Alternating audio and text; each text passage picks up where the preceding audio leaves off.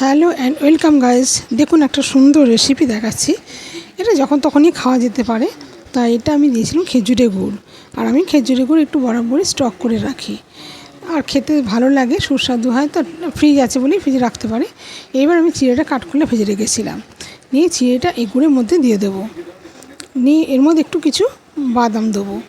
বাদামটা ভেজে খোলা ছাড়িয়ে রেখেছি। নিয়ে দুটোকে একসঙ্গে ভালো করে মিশিয়ে নেবো।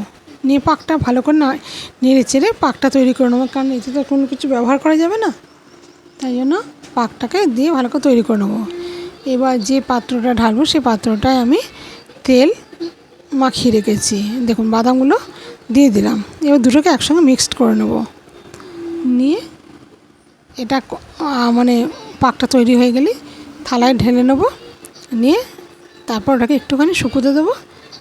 দিলে আমার তৈরি হয়ে যাবে চিড়ের বাদামের চাক। কেমন লাগলো আপনাদের রেসিপিটা? আশা করি খুব ভালো লেগেছে। যদি ভালো লেগে থাকে থালায় দেখুন তেল মাখানোই আছে।